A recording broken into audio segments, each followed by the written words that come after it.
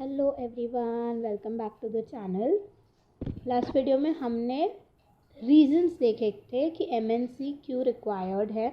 इस वीडियो में हम लोग देखेंगे कि एमएनसी जो है वो अगर क्रिएट होती है, एमएनसी बनती है या एमएनसी आती है, तो होम कंट्री जहाँ से ए कंट्री से बी कंट्री में एमएनसी ने अपना सब्सिडरी खोला, तो ए कंट्री में, होम कंट्री में वो क्या प्रॉब्लम्स क्रिएट करती है।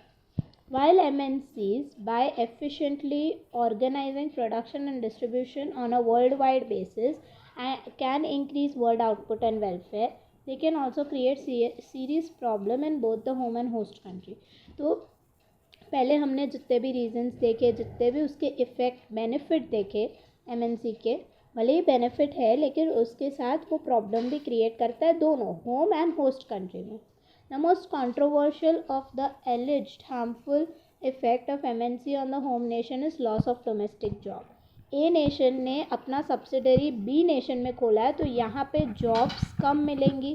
क्यों? क्योंकि अगर वहीं पे सब्सिडरी खोल देता ए नेशन, जो भी कंपनी है ए नेशन में ही डोमेस्टिकली कंपनी खोल देता, तो वहाँ पे लोगों को जॉब्स मिल जाती. तो डोमेस्टिक जॉब्स जो है वो चली जाएंगी होम नेशन में, resulting from foreign direct investment. जब वो फॉरेन डायरेक्ट इन्वेस्टमेंट करेगा, these are likely to be unskilled and semi-skilled production job in which the home nation has a comparative disadvantage.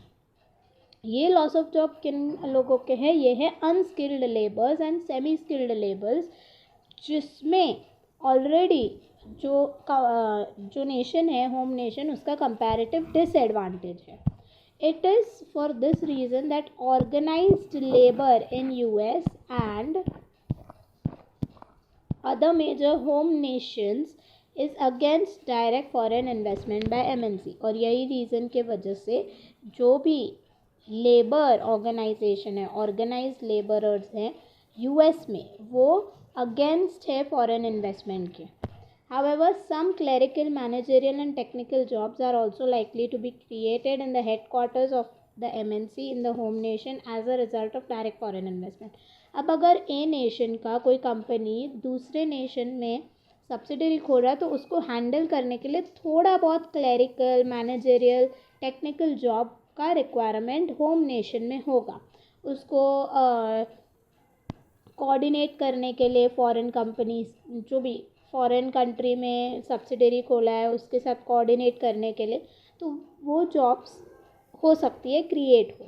Even if the number of job lost exceeds the number created, it may be that the home nation would have lost these job anyway to foreign competitors and would have had no job created at home without the direct foreign investment. एक ये भी चीज़ है कि जो job loss हुए, अगर वो job loss is greater than जो भी जॉब्स क्रिएट भी हो रहे हैं due to the foreign investment, coordination और ये सारे के जो जॉब क्रिएट हो रहे हैं, भले ही लॉस ज़्यादा है, लेकिन अगर फॉरेन डायरेक्ट इन्वेस्टमेंट ना होता और कंपटीशन होता फॉरेन से, उसी चीज़ में कंपटीशन होता, तो जॉब लॉस ज़्यादा होता. The extent to which this may be true depends, of course, on the type of direct foreign investment and circumstances under which it takes place. कितना लॉस होगा, कितना जॉब क्रिएट होगा, वो depend करता है कि किस तरीके का फॉरेन डायरेक्ट इन्वेस्टमेंट है और उस टाइम पे सिचुएशन क्या चल रही है. ये फर्स्ट प्रॉब्लम हो गया, job losses. Second, export of advance technology. A nation जो है वो बी नेशन में, या ए नेशन की कोई कंपनी बी नेशन में सब्सिडरी खोल रही है, तो यहाँ से अच्छी खासी जो टेक्नोलॉजी है वो वहाँ पे बेच ले, मतलब भेज देगी. A related problem is the export of advanced technology to be combined with other cheaper foreign factors to maximize corporate profit. तो बी नेशन में चीपर फैक्टर, चीपर लेबर है, उसके साथ कंबाइन करने के लिए आप मशीन्स भेज दे रहे हो, टेक्नोलॉजी को भेज दे रहे हो, तो ए नेशन में एडवांस टेक्नोलॉजी बचेगी नहीं. It is claim that this may undermine the technological superiority and future of home nation. इस वजह से क्या होगा, टेक्नोलॉजिकल सुपीरियरिटी जो होम नेशन की है वो थोड़ा कम हो जाएगी. However, against this possible harmful effect is the tendency of MNCs to concentrate their R&D in the home nation, thus allowing it to maintain its technological lead. अगर इससे बचना है होम नेशन को तो वो रिसर्च एंड डेवलपमेंट में भी focus कर सकती है, ताकि अगर टेक्नोलॉजी वहाँ चली गई तो ये एक उससे बेहतर टेक्नोलॉजी बना सके और अपना टेक्नोलॉजिकल लीड या लीडर जो वो बनता है वो मेंटेन रख सके. Second, technology transfer. Third, another possible harmful effect of MNC on the home country can result from transfer pricing and similar practices, and from shifting their operation to lower tax nation, which reduces tax revenue and erodes the tax base of the country. Transfer pricing हमने पिछले video में देख लिया है. तो इस तरीके के जब लोअर टैक्स कंट्री में जाके सब्सिडरी खोलती है तो जो ए नेशन है, होम नेशन है, वहाँ पे टैक्स नहीं होगा. तो टैक्स रेवेन्यू जो गवर्नमेंट को मिल रहा है वो टैक्स रेवेन्यू गवर्नमेंट को अब नहीं मिलेगा. वो टैक्स रेवेन्यू जो गवर्नमेंट को मिलता था जिससे वो गवर्नमेंट एक्सपेंडिचर कर पाती थी वो नहीं मिलेगा होम कंट्री के गवर्नमेंट को. This results from common international taxing practices. तो ये किसके वजह से होता है? जो इंटरनेशनल फॉरेन कंट्री में टैक्स प्रैक्टिसिंग होता है उसके वजह से. Specifically the host country taxes the subsidiaries profit first. तो होस्ट कंट्री क्या करती है? होस्ट कंट्री यानी बी नेशन. ए नेशन है, बी नेशन है. ए नेशन ने कंपनी का सब्सिडरी बी नेशन में खोला है तो बी नेशन हो गया होस्ट कंट्री. तो जो होस्ट कंट्री है वो अपना सब्सिडरी का जितना भी प्रॉफिट हुआ है, सब्सिडरी का प्रॉफिट समझो 400 करोड़ हुआ है, तो उस पे पहले ये बी नेशन टैक्स करेगा to avoid double taxation. Then वो प्रॉफिट इधर के ऑब्वियसली ये पेरेंट कंपनी है तो पेरेंट कंपनी के पास प्रॉफिट आएगा तो वापस से इसको टैक्स ना करना पड़े, तो वो जो डिफरेंस होता है टैक्स अमाउंट का उसी पे ए नेशन टैक्स करेगा. To avoid double taxation of foreign subsidiaries, the home country then usually tax only repatriated profit if its tax rate is higher than in the host country and only the difference in the tax rate. इसका एक example यहाँ पे दिया है. रिपैट्रिएटेड का meaning क्या है? रिपैट्रिएटेड का मीनिंग है कि कुछ चीज़ें जो मतलब अगर हमने प्रॉफिट्स हमने पैसे बाहर भेजे तो उसका रिटर्न आना, to send someone back to the country.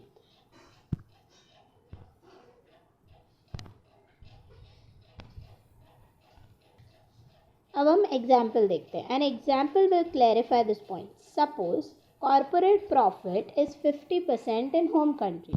तो ए नेशन हमारा होम कंट्री था, वहाँ पे कॉर्पोरेट प्रॉफिट होता है कि आपने जितना भी किसी कंपनी ने जितना भी प्रॉफिट कमाया उस पर जो टैक्स लगता है वो. तो अगर वो 50% है ए नेशन में और बी नेशन होस्ट कंट्री में वो 40% है.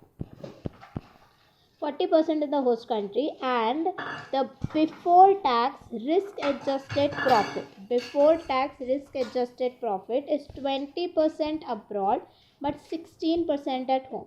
रिस्क adjusted profit जो था बिफोर टैक्स वो 20% अब्रॉड से प्रॉफिट मिलता था एंड 16% होम में.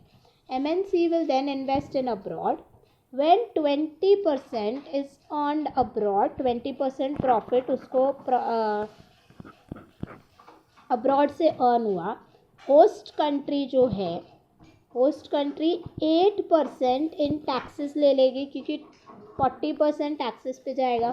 तो 8% जो है वो taxes gets 8% in taxes and the MNC retains 12%. 12% profit MNC के पास रहेगा क्योंकि 20 का 40% वो रखेगा. तो 20 का 40% टैक्स होगा तो 8% जो है वो गवर्नमेंट को जाएगा बी कंट्री के एज अ टैक्स एंड बाकी का 12% प्रॉफिट इसके पास बचेगा. व्हेन द MNC रिपैट्रिएट्स, अब वो 12% जो बचा हुआ प्रॉफिट वो वापस लाता है ए नेशन में. This 12% profit the home country will tax it at the rate of 10%. अब वो 50% नहीं करेगा. अब डिफरेंस जो था 50 एंड 40 के बीच में डिफरेंस जो था 10% जो डिफरेंस है सिर्फ 10% टैक्स लगाएगा 12 पे, which comes to 1.2% as a tax. तो it at a rate of 10%, the difference between the domestic and foreign corporate tax profit rate, thus the home country gets 1.2% and only when the profit are repatriated. Only when ये 12% का profit जब वो वापस लाएगा तब वो 10% का tax लगाएगा. अगर वो वहीं पे ही उसको यूज़ कर देगा तो यहाँ पे तो वापस आया ही नहीं. वापस नहीं आया तो ये गवर्नमेंट जो है होम कंट्री जो है वो टैक्स कर नहीं सकता. तो जब भी वो प्रॉफिट वापस आएगा इस नेशन में तब टैक्स लगेगा. द री investment of profit abroad in MNC's affiliate thus amount to an interest free loan from the home country. तो अगर इसको री इन्वेस्ट कर देगा वहीं पे कंपनी में ही 12% का प्रॉफिट बी कंपनी में ही बी नेशन में अपने सब्सिडरी में अगर री इन्वेस्ट कर देगा तो वो एक तरीके से इंटरेस्ट फ्री लोन हो गया होम कंट्री की तरफ से.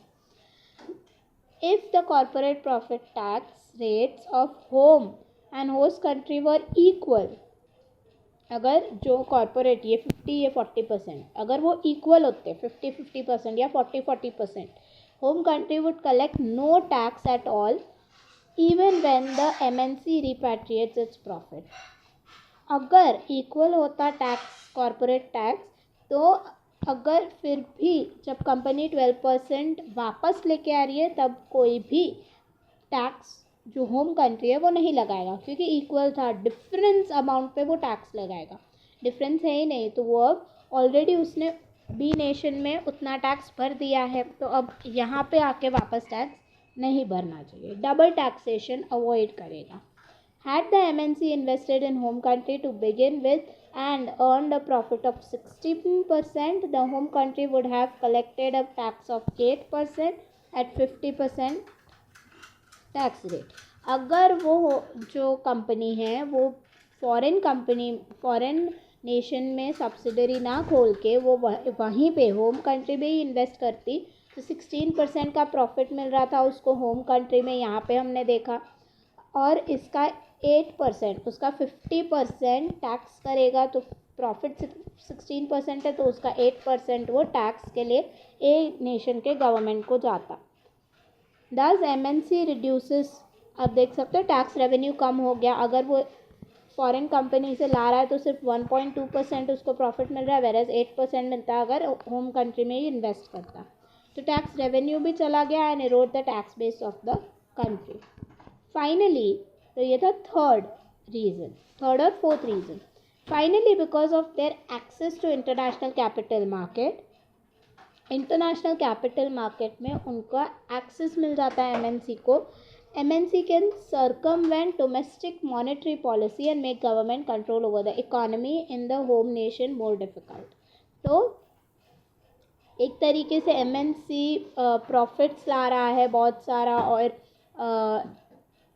बहुत ह्यूज कंपनी है तो वो डोमेस्टिक मॉनेटरी पॉलिसी को भी और गवर्नमेंट को भी कंट्रोल कर सकती है होम कंट्री के और उनको अपने तरीके से फ्रीली इकोनॉमी को कंट्रोल करने के लिए डिफ़िकल्ट कर देती है. वो फ्रीली कंट्रोल नहीं कर पाते, उनको इन MNCs के बारे में सोचना पड़ता है. In general, home nation do impose some restriction on the activities of MNC either for BOP reason और more recently for employment reason. तो इस वजह से ये सारे रीजंस जो हमने देखे कि होम कंट्री में इतने सारे प्रॉब्लम्स होते हैं, इस वजह से होम कंट्री के जो गवर्नमेंट हैं वो रिस्ट्रिक्शन लगा देते हैं MNCs पे ताकि उनका BOP प्रॉब्लम्स ना आ सके. ना ही या तो कभी कभी एम्प्लॉयमेंट के लिए भी वो रिस्ट्रिक्शन लगाते हैं कि MNCs बाहर नहीं जा सकते या MNCs को टैक्स देना पड़ेगा या कुछ ऐसे रिस्ट्रिक्शंस लगा देते हैं. If you have understood please do like the video. जितने भी प्रॉब्लम्स हमने कवर करे point wise, I guess 4 to 5 problems हमने कवर करे हैं. सारे पॉइंट्स आप कमेंट में लिख दीजिए कौन से हमने कवर किए हैं. And do subscribe to the channel if you are new to the channel. 80 to 90% of people subscribe नहीं करते हैं तो प्लीज़ आप सब्सक्राइब कर दीजिए and yes do share it with your friends and classmates ताकि उनको भी पता चले. One more thing, if you want me to take class, अगर आप चाहते हो कि 1-on-1 ऑनलाइन क्लास मैं आपके साथ लूँ, तो आप इस नंबर पे मुझे व्हाट्सएप कर सकते हो 7738100508. इस नंबर पे आप मुझे व्हाट्सएप कर सकते हो. नंबर मैंने डिस्क्रिप्शन पे भी मेंशन किया है. आप व्हाट्सएप करो, आपका डिटेल्स भेजो, आपको कौन से टॉपिक पे, माइक्रो, मैक्रो, इकोनोमेट्रिक्स है, इंटरनेशनल ट्रेड है, या जो भी पेपर्स है इकोनॉमिक्स के रिलेटेड, मैथमेटिकल इकोनॉमिक्स है, अगर आपको उसके लिए क्लास चाहिए मुझसे तो आप ऑनलाइन होगा, दैट वुड बी ऑनलाइन, तो आप मुझे डिटेल्स शेयर कर सकते हो, व्हाट्सएप कर दो इस पर and we can coordinate further. Thank you.